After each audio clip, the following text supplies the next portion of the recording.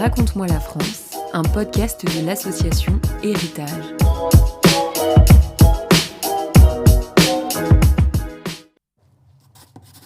Le roi a mille bontés pour moi et je l'aime tendrement, mais c'est à faire pitié la faiblesse qu'il a pour Madame du Barry, qui est la plus sotte et impertinente créature qui soit imaginable.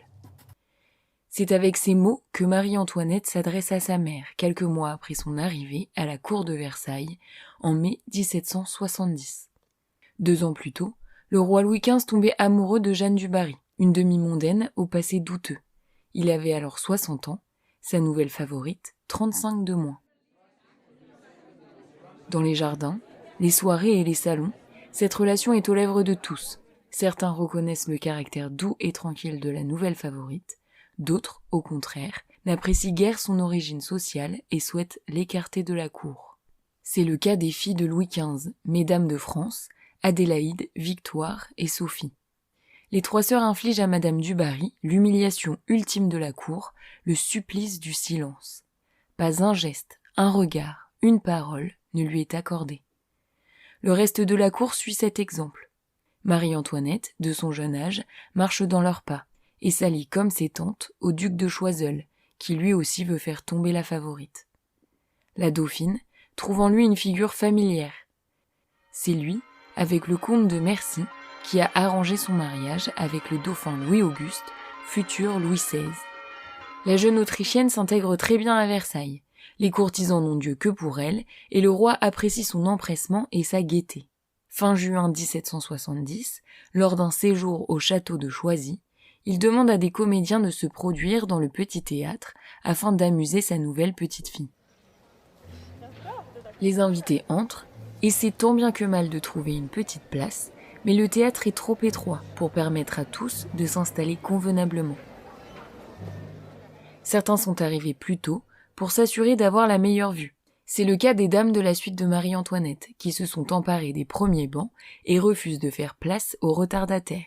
Madame du Barry, accompagnée de ses 2 inséparables, la maréchale de Mirepoix et la comtesse de Valentinois. Rapidement le ton monte, les échanges deviennent vifs et cinglants, et les insultes ne manquent pas leur cible. Devant un théâtre rempli de témoins, la comtesse de Gramont tient tête à Madame du Barry. Le roi se doit d'intervenir. Il ne peut tolérer un tel comportement envers sa favorite. Cet affront coûtera cher à la comtesse. Le lendemain, en ouvrant son courrier, celle-ci apprend qu'elle est exilée à 15 lieues de la cour à la demande de la favorite. Marie-Antoinette voit cela comme une offense personnelle qui marquera les prémices d'une lutte opposant la favorite à la dauphine pendant des années. Mais l'événement qui mènera le royaume au bord de la crise diplomatique a lieu en décembre 1770. Le ministre des Affaires étrangères, Choiseul, est renvoyé, puis remplacé par le duc d'Aiguillon, un proche de Madame du Barry. Pour Marie-Antoinette, c'en est trop. Elle est persuadée que cette décision du roi lui a été soufflée par sa favorite.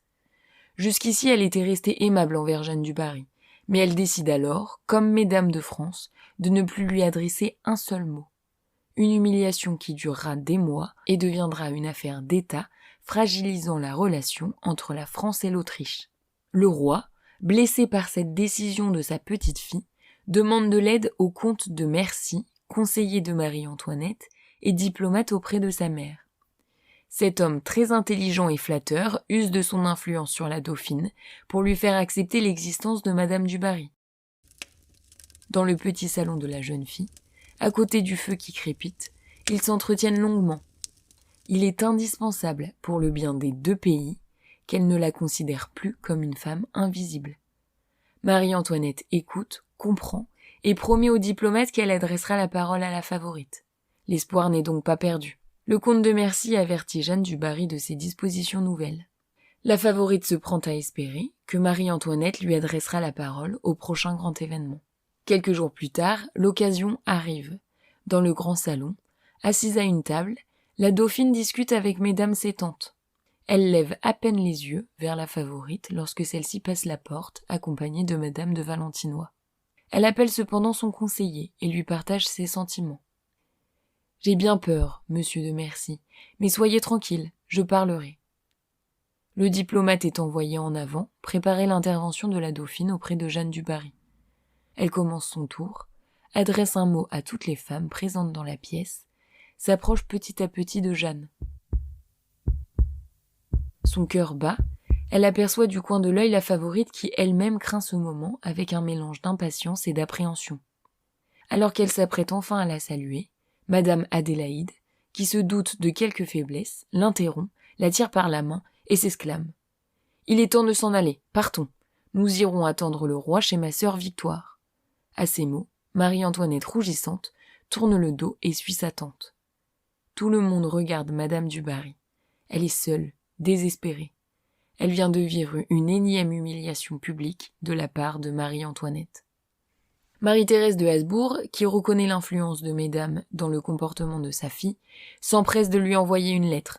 « Vous ne devez connaître ni voir la Barry d'un autre œil que d'être une dame admise à la cour et à la société du roi. Si on exigeait de vous des bassesses, des familiarités, ni moi, ni personne ne pourrait vous les conseiller, mais une parole indifférente de certains regards, non pour la dame, mais pour votre grand-père, votre maître, votre bienfaiteur. Si vous vous abandonnez, je prévois de grands malheurs pour vous, rien que des tracasseries et petites cabales qui rendront vos jours malheureux. » Dans sa grande fierté, Marie-Antoinette répond à sa mère. « Je ne dis pas que je ne lui parlerai jamais, mais je ne puis convenir de lui parler à jour et heure marqués pour qu'elle le dise à l'avance et en fasse un triomphe. » Le comte de Mercy, déçu par le comportement de sa protégée, va dans le sens de Marie-Thérèse. Il doit éloigner Marie-Antoinette de l'influence de ses tantes, s'il souhaite un jour qu'elle adresse la parole à la favorite. À la cour, les rumeurs sur l'âge avancé du roi et la rapidité avec laquelle elle pourrait être propulsée sur le trône vont bon train.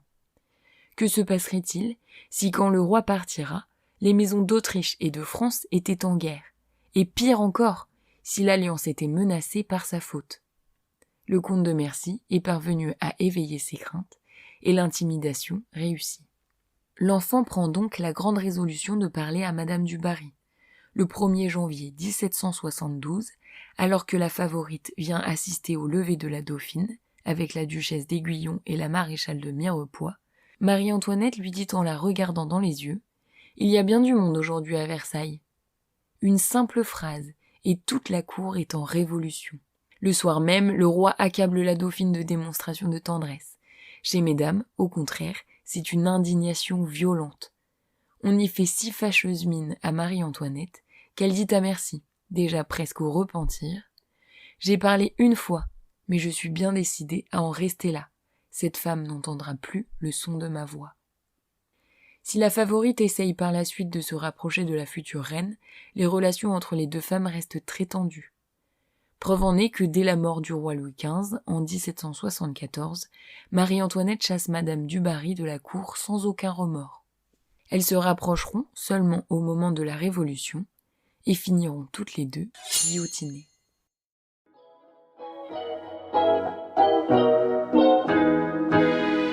C'est la fin de cet épisode. J'espère qu'il vous a plu. Pour ne rater aucun épisode, abonnez-vous à notre page et à bientôt.